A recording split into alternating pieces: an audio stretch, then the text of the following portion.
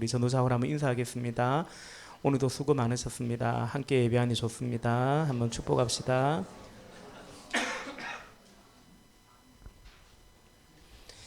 네, 마태복음 오늘 66번째입니다. 제가 컴퓨터를 찾아보니까 2020년 2월에 주일 오전에 마태복음 65번째 메시지를 전했고 3년 5개월 정도 만에 이제 수요일로 시간을 옮겨서 설교를 하고자 합니다. 이제 21장 그리고 마태복음 28장 이제 끝이죠. 28장까지는 이 시간에 함께 이어서 상고해 보려고 합니다.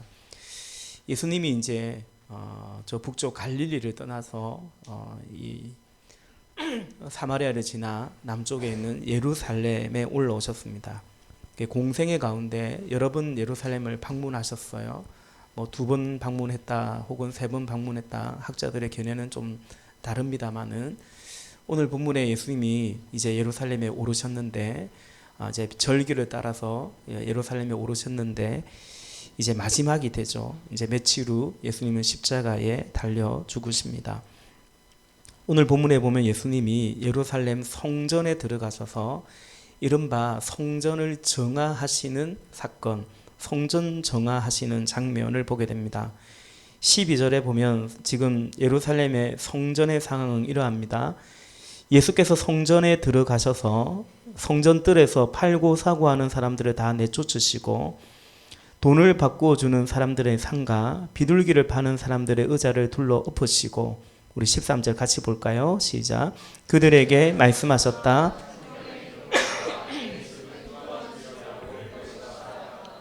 그런데 너희는 그것을 강도들의 소굴로 만들어 버렸다. 아멘. 예수님이 성전에 들어가 보시니 성전 뜰 안에서 매매하는 자들로 가득 차 있음을 보았습니다. 성전세를 내야 되는데 그 안에서 돈 바꿔주는 한전상이 있었어요. 우리 이제 외국 나가면 달러로 바꿔야 되잖아요. 그러면 이제 돈 바꿔주죠. 그냥 바꿔주는 게 아니죠. 바꿔줄 때 이제 수수료를 떼게 됩니다.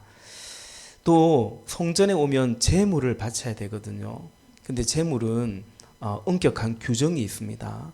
그래서 저 멀리 이제 성전에 오다 보면 오다가 제물이 죽을 수도 있고 또 그리고 그 흠이 나고 이럴 수 있기 때문에 딱 거기서 또 이제 제물을 이제 팔기도 했던 것입니다. 그리고 여기서 구입한 것만, 나중에는 아예 여기서 구입한 것만 제사장이 제물로 받아주고 인정해주는 그런 지경에까지 이르렀습니다. 요즘 말로 하면 이건 뭘까요? 이른바 이권 카르텔이죠. 이만한 카르텔이 없는 것입니다.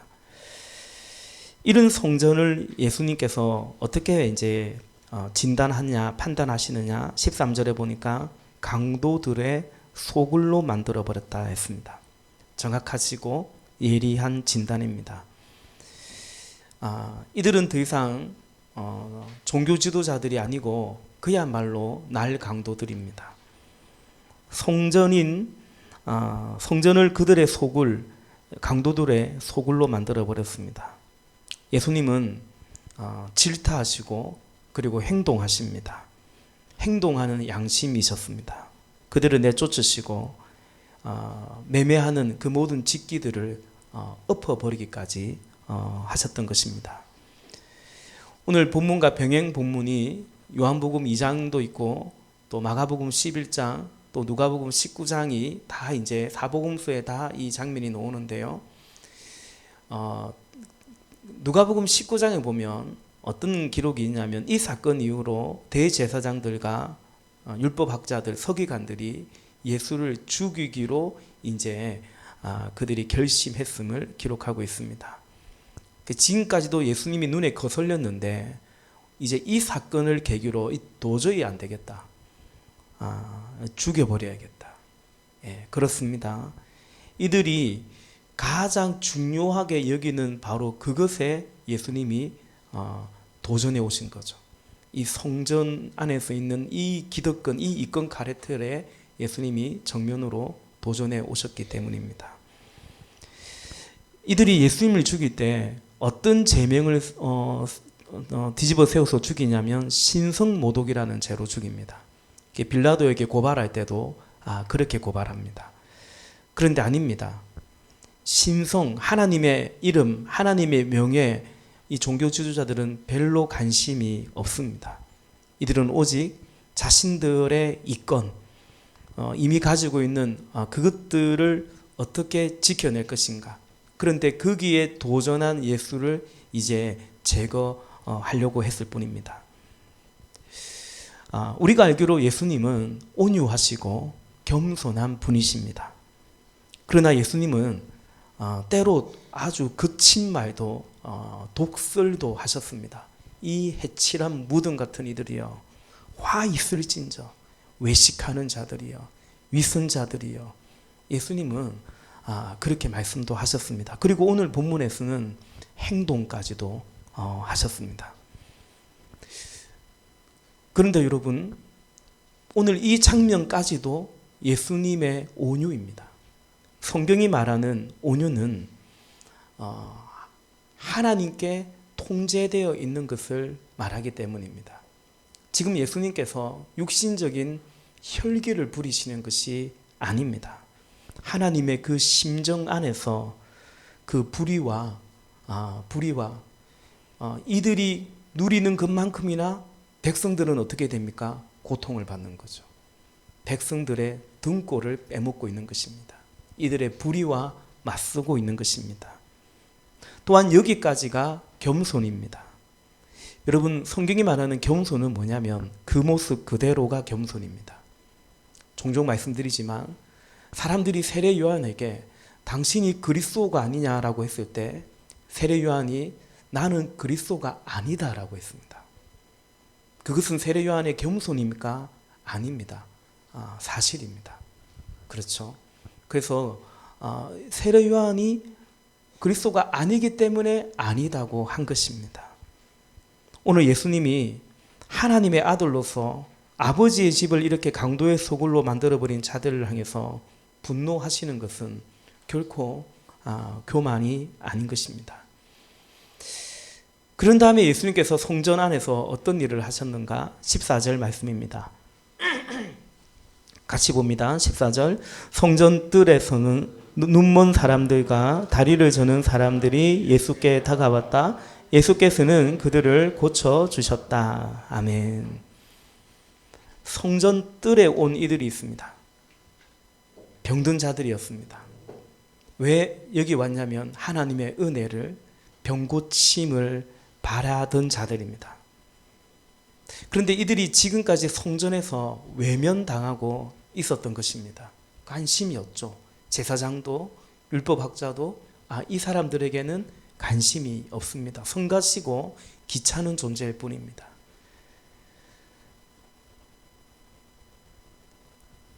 그런데 지금껏 성전에서 외면당한 자들인데 이제 예수님이 고치십니다. 성전이 정화되고 이제 교회가 교회되고 있는 것입니다.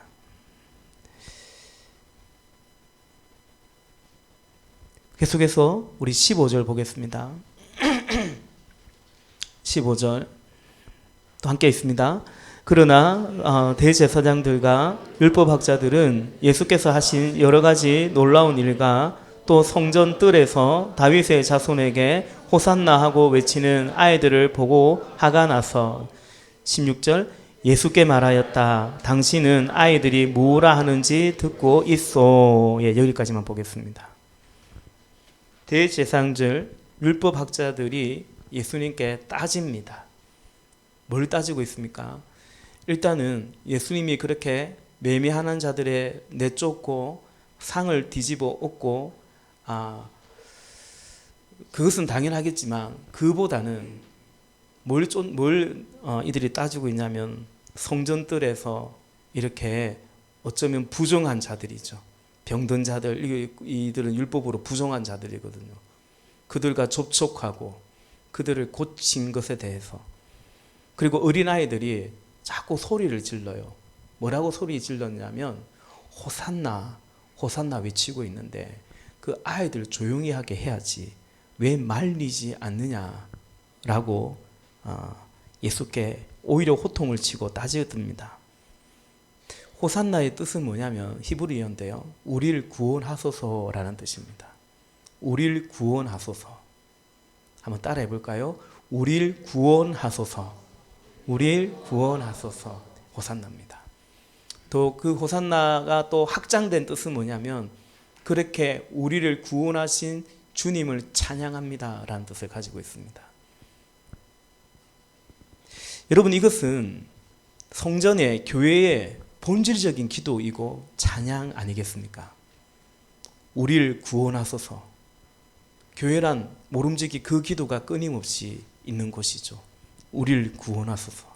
주님, 저 형제를 구원하소서. 주님, 저 믿지 않는 우리 가족을 구원해 주십시오. 우리의 VRP를 구원해 주십시오. 하나님, 저 열방에 하나님의 복음이 전해지게 해 주십시오. 성전에서 끊임없이 외쳐야 하는 기도가 있다면 바로 호산나인 것입니다. 뿐만 아니라 이건 또 교회 안에서 끊임없이 선포되고 고백되어야 될 주를 향한 찬양 아니겠습니까? 우리를 구원하신 주님을 찬양합니다. 하나님, 우리의 기도를 들어주시고 저 형제를 긍휼히 여겨주셔서 구원해 주신 주님을 찬양합니다. 그런데 당시 이 성전 안에는 이런 외침이 없었던 것입니다. 호산나라는 외침 대신에 저 양 한 마리, 요거 A 등급, 이건 얼마다. 오늘의 성전세를 이제 내야 되는데 오늘의 환율은 얼마다. 이런 것이 붙었고 또 그런 외침이 있었을 뿐인 것입니다. 성전이 그렇게 둔갑해 있었습니다. 예수님에게 따져 묻는 그들에게 우리 주님이 대답하십니다. 16절이죠. 예수께서 이제 그들에게 말씀하셨다. 그렇다. 주님께서는 어린아이들과 젖먹이들의 입에서 찬양이 나오게 하셨다 하신 말씀을 너희는 읽어보지 못하였느냐. 아멘. 이 말씀을 너희는 읽어보지 못하였느냐. 주님께서 어린아이들과 젖먹이들의 입에서 찬양이 나오게 하겠다라는 그 말씀, 구약의 말씀이겠죠. 시편 8편 2절의 말씀입니다. 화면을 볼까요? 현대인의 성경입니다. 주는 어린아이와 젖먹이를 통해서도 주를 찬양하게 하셨습니다. 주의 원수들이 이것을 보고 부끄러워 잠잠하게 하소서. 그런데 이들이, 성전의 지도자들이 주님을 지금 찬양하고 있지 않는 거예요. 오히려 주의 원수들이 되어 있죠. 그들이 보고 부끄러워 잠잠하게 하소서. 주님은 그 말씀 당신들 모르시오라고 말하는 것입니다. 부끄러운 줄 아시오라는 의미를 담고 있는 것 같습니다. 그리고 이제 17절 본문 마지막 보면 예수님이 성전에서 나가십니다. 우리 마지막 17절 또 같이 읽어보겠습니다. 시작.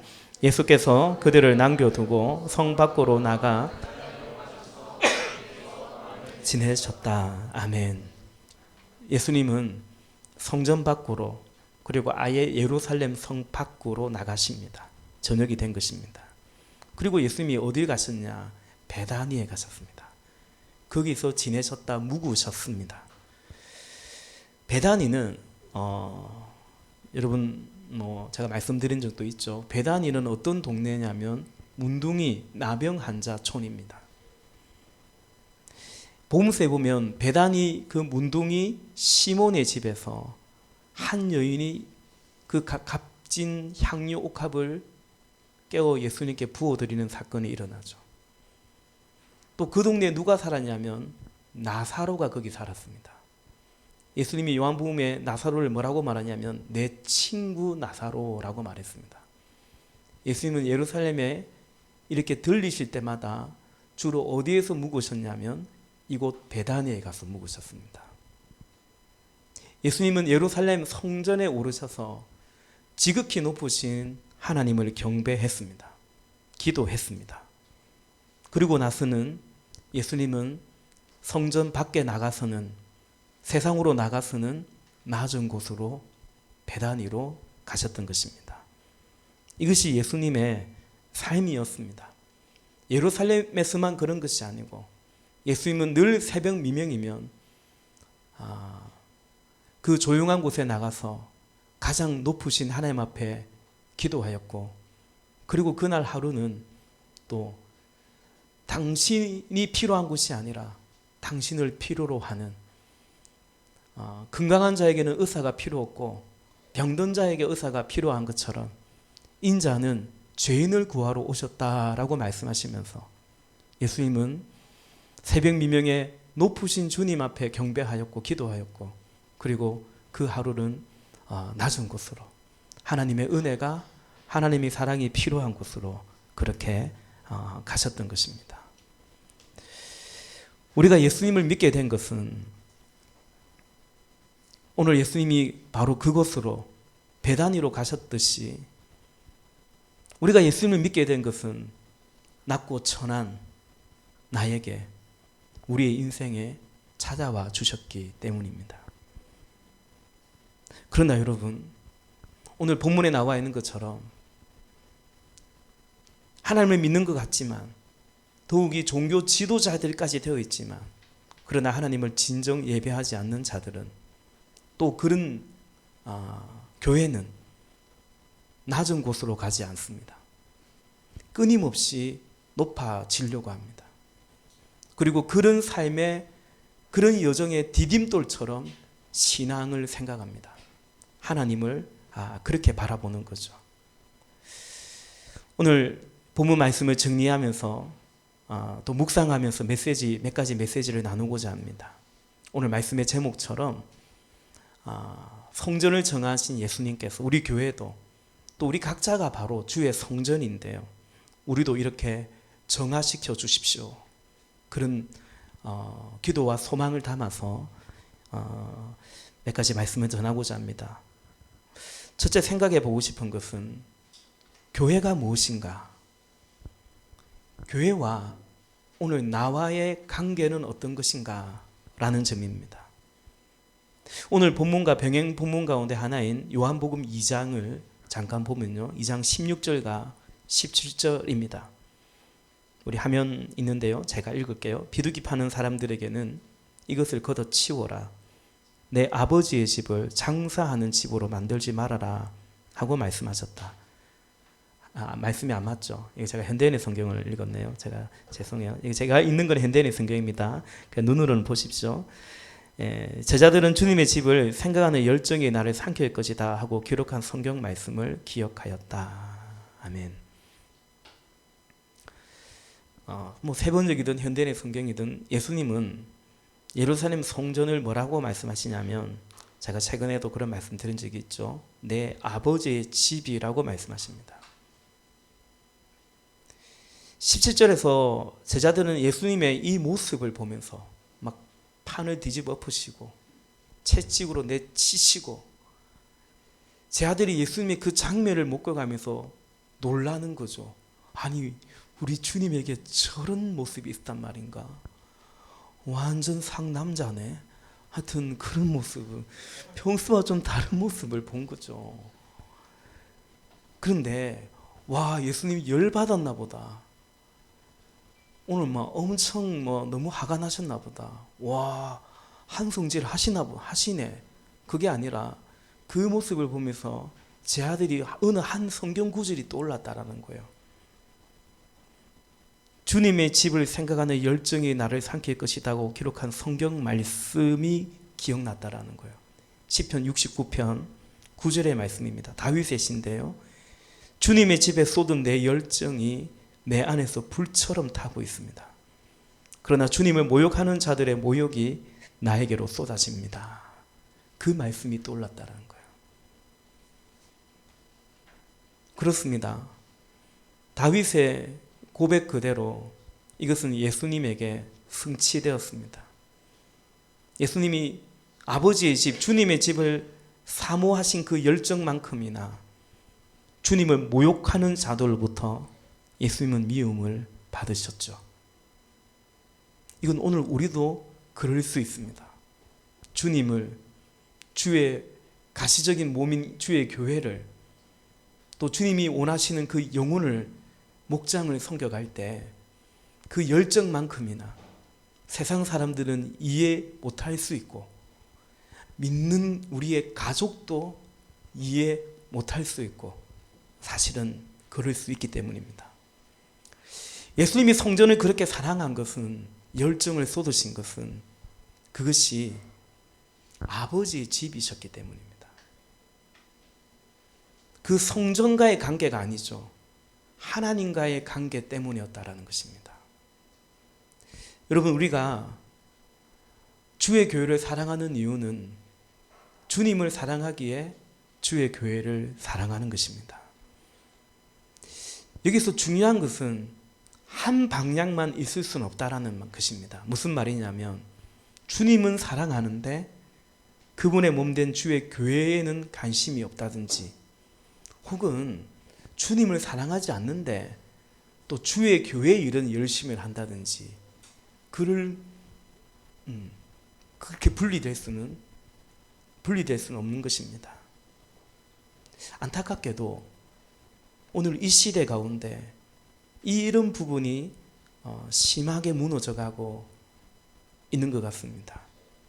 주님을 사랑하는데 주의 교회는 사랑하지 않는 겁니다.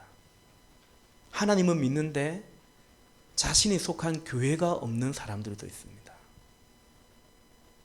인터넷 같은 그런 말씀을 듣고 은혜는 받는데 정작 그가 사랑하는 주의 몸된 교회, 헌신하는 교회, 섬기는 형제 자매는 없는 신자들이 있다라는 것입니다.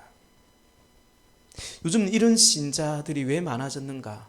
아무래도 이 시대가 개인주의, 개인화되어 있기 때문이 아닌가? 다만 그럴까요? 성경은 훨씬 더 냉정하게 말합니다. 사실은 이기적인 신자들이라는 거죠. 이번 주 사무엘하 말씀에 그런 사람을 보게 되는데요. 이기적인 것입니다. 단순히 개인주의가 아니고 이기적인 것입니다. 은혜는 받고 섬김도 헌신도 없는 신자들이 된 것입니다. 근데 여러분, 정말 우리가 그러지 않아야 되는 것은, 그럴까봐 사실은 두려워야 되는 것은 뭐냐면, 그거 은혜 받은 거 아니기 때문입니다. 가짜죠. 가짜죠. 예수님이 나를 위해서 죽으셨는데 그걸 믿고 은혜 받았는데 그냥 그 은혜에 응답하지 않는다면, 그러니까 하나님의 은혜가 그럴 수 있냐라는 거죠. 그러니까 여러분, 하나님의 은혜가 우리가 응답하지 않을 만한 은혜인가라는 거죠.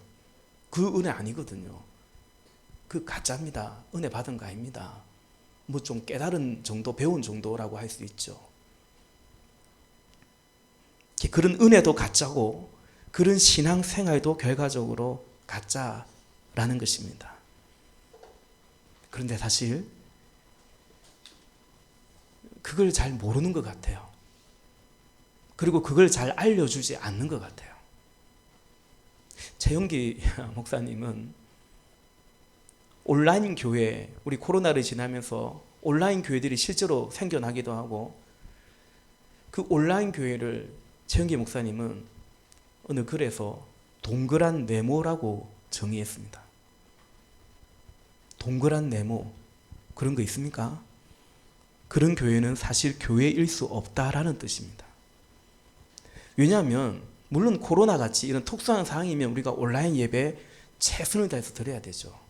그러나 모이기를 힘쓸 수 있고 또 주의 가시적인 몸된 교회에 모여서 예배할 수 있는데, 그런데 그러지 않고 하나님, 지극히 높으신 하나님 앞에 우리의 최선으로 예배하지 않는 그런 교회, 그런 예배는 그건 이제 온당하지 않다라는 거죠. 더욱이 교회는 은혜 받는 것을 넘어서 영혼 구원하여 제자 삼는 곳이지 않습니까? 그냥 내 신앙생활 하는 것만이 아니고 영혼 구원하여 제자 삼는 곳인데 그냥 자신만 은혜 받고 만족하는 곳이 어떻게 교회일 수 있으며 그런 신자가 어떻게 예수 그리스도의 제자일 수 있느냐, 그 말씀이죠. 저는 동의합니다. 심하게 동의합니다. 교회는 호산나의 외침이 있어야 합니다. 그것이 아버지의, 우리 주님의 뜻입니다. 교회의 존재 목적입니다. 우리를 구원하소서, 저 영혼 구원하소서, 끊임없이 기도하고 그 일에 헌신하고, 그리고 구원받은 사람들이 그 주님을 찬양하고 그 주님을 간증하고 그 간증을 들으면서 함께 주님을 기뻐하고 찬양하는, 그것이 교회 아니겠습니까? 사랑하는 성도 여러분, 우리 보배로운 예수 교회가, 그리고 우리 각 가정교회가 여러분에게 아버지의 집이 될 수 있기를 바랍니다. 그래서 호산나의 그 주님의 뜻과 사명, 그리고 그 간격을 함께 이뤄갈 수 있기를 주님의 이름으로 축복합니다. 오늘 예수님이 교회를 내 아버지의 집이라 말씀하셨고, 또 뭐라 말씀하셨냐면 만민이 기도하는 집이라 하셨습니다. 누가 기도하는 집이라고요? 만민이 기도하는 집입니다. 이사야 56장 말씀을 인용하신 것입니다.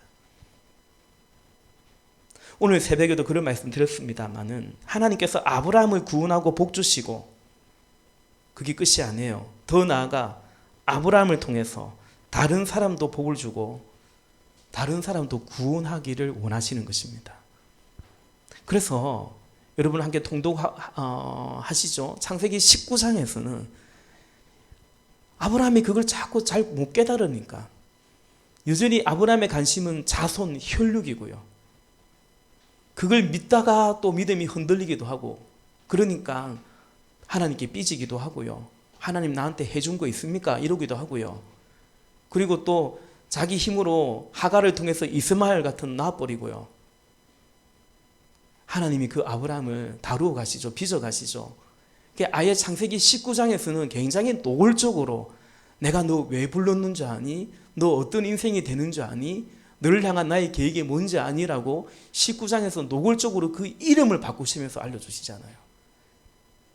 17장이에요. 17장. 창세기 17장 5절에 보니까 17장 5절은 이건 내가 17장으로 줬죠. 내가 너를 여러 민족의 아버지로 만들었으니 이제부터는 너의 이름이 아브라함이 아니라 아브라함이다 라는 거죠. 하여튼 제가 읽는 것과 나오는 게 다르면 거의 19은 제가 실수한 겁니다. 죄송합니다. 또 17장 15절과 16절에 보면 하나님이 아브라함에게 또 말씀하셨다. 너의 아내 사레를 이제 사레라고 하지 말고 사라라고 하여라. 그게 열국의 어머니라는 뜻이거든요. 내가 그에게 복을 줘 너에게 아들을 낳아주겠다. 내가 너의 아내에게 복을 줘서 여러 민족의 어머니가 되게 하고 백성들을 다스리는 왕들이 그에게서 나오게 하겠다라는 거죠. 거듭 말씀합니다.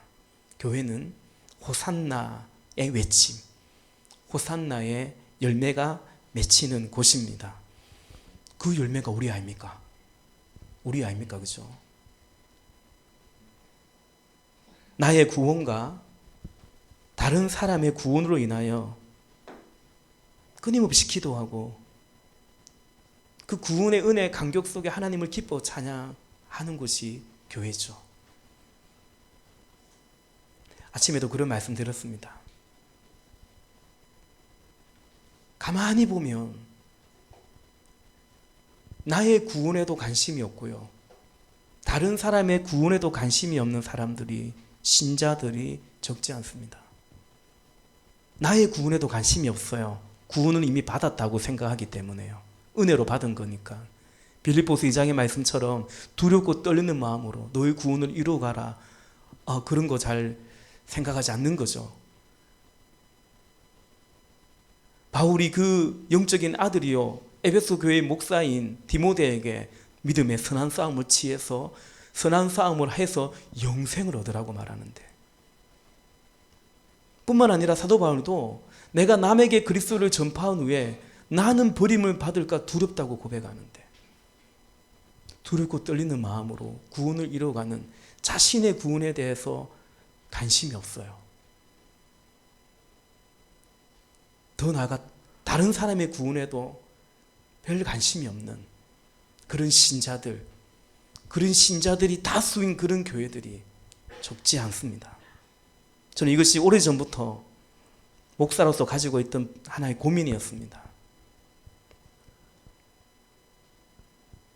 여러분, 나의 구원에도 관심이 없고 남의 구원에도 관심이 없는 교회나 신자는 방황하게 됩니다. 제가 자주 얘기하죠. 예수 믿고도 방황하게 된다고요. 뭘 해야 되는지 모르기 때문에. 천국은 죽고 나서 가는 것이고. 그러니 교회적으로도 개인적으로도 방황하니까 그런 교회는요, 존재 목적과 방향을 상실하게 되고, 그러니 그런 교회는 뭐 할까요? 안 싸우면 다행인 교회가 되는 거예요. 그저 사이좋게 지내면 다행인 거예요. 근데 사람이 모이면 사이좋게 지내기가 쉽지 않습니다. 편가르게 하고요, 싸우고요, 실족하고요. 또 교회적으로는 그렇고 신자 개인적으로도 목표가 없는 거잖아요. 방향을 상실한 거잖아요. 내 구원에도 관심이 없고 남의 구원에도 관심이 없는 신자는 뭐 하고 살까요? 세상 사람들처럼 살 수밖에 없는 거죠. 세상 사람들은 사람 동경하는 거 동경하고, 걱정하는 거 걱정하고, 자랑하는 거 자랑하고, 탐내는 거 탐내고. 말씀을 정리합니다. 여러분, 우리는 교회를 뛰어넘는 신자가 되기가 어렵습니다. 자주 말씀드리죠. 예컨대 이런 강도의 소굴 같은 그런 성전에서 신앙생활을 하면서 영과 진리로 주를 예배한다든지, 하나님의 말씀에 사로잡힌다든지, 더 나아가 하나님의 백성으로서의 삶, 예수 그리스도처럼 그를 따르는 삶, 그런 삶을 살아갈 수 있는 신자는, 이런 강도의 소굴에서는 그런 신자가 나오기란 거의 어렵습니다. 소경이 소경을 인도하는 격인데 되겠습니까, 그게? 그러므로 우리는 좋은 교회를 만나는 것이 복이고요, 무엇보다 그렇게 좋은 교회를 찾아만 다니는 신자가 되면 안 되고, 그런 주의 교회를 함께 세워가야 될 줄로 믿습니다. 아버지의 집을 사모하는 거죠. 그냥 요즘 나는 이 교회 다니 이게 아니고 아버지의 집이라는 거죠. 같이 헌신하고 세워가야 됩니다. 주의 교회를 사모하는 열정이 이전 개혁 개정의 성경을 보면 자신의 한마디로 이 중심줄 놓은 것 같다고 제자들이 느꼈거든요. 그 정도로 주님의 전을 사모하는 그 열정인 것입니다. 같이 헌신하고 세워가는 것입니다. 예수님이 그토록 사랑하셨듯이 말이죠. 시편 기자가 내가 주의 장막을 어찌 그리 사모하는지요. 악인의 그 화려한 궁정에 사느니, 그런 날에 그런 곳에 첫날 사느니 하루 살아도 좋으니까 나 주의 집에 장막에 살기를 원한다 고백했듯이 말입니다. 믿는 사람 모아다가 좀 더 좋은 것, 좀 더 좀 깊은 것, 그런 거 경험하고 배우고, 그래서 나는 이전보다 내 믿음은 더 좋아진 것 같고. 여러분, 신앙 공동체는 단지 그래서는 안 됩니다.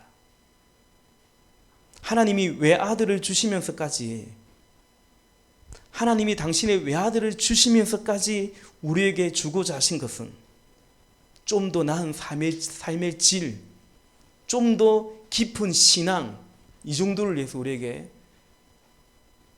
당신의 외아들을 주신 것이 아니고요, 영원한 형벌에서 영원한 생명으로 건지고자 하나님은 독생자 예수 그리스도를 저와 여러분 우리에게 보내주셨기 때문입니다. 교회는 영혼 구원해야 됩니다. 교회는 가정을 세우고요, 가정은 교회를 세우는 것입니다. 교회는 자녀들을 길러내고, 부모는 그런 교회를 같이 만들어 가야 됩니다. 영혼도 구원하고 그 영혼을 제자로 같이 세워가는 우리 공동체가 되기를 바랍니다. 그래서 우리는 오늘 우리에게 허락한 베다니를 향해서 성전에만 머물러 있어서는 안 되고 오늘 우리에게 허락한 베다니를 향해서 가야 하는 것입니다. 그렇게 주를 기쁘시게 하고 그래서 참 행복한 그런 교회이고 성도이기를 주님의 이름으로 축복합니다. 같이 우리 기도하십시다.